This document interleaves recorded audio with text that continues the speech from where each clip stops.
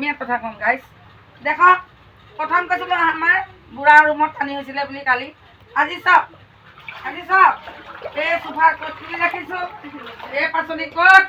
ইয়াৰ পৰা ফিউজ আহি ইয়াত তলত ইটা এই চব বস্তু ইয়াত বৰ্ষা মোৰ বিচনা ইয়াত আৰু চাওক এয়া পানী চাওক ৰেচন দিবলৈ সোনকালে কওক আমাৰ এই কৃত্ৰিম বানপানীয়ে গোটেই ঘৰ ডুবাই দিলে গাইছ এয়া পাকঘৰ চাওক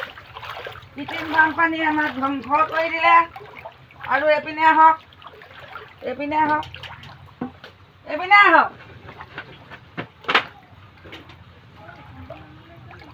এয়া চাওক আচ্ছা আছে দেখাও এয়া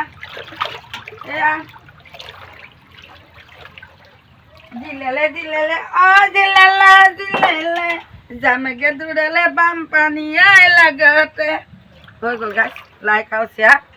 কৰিব পাৰিলে মোদী চৰকাৰকৈ ৰেচন অকণ দিব আমি বহুত দুখীয়া এই বাদ গাই বাই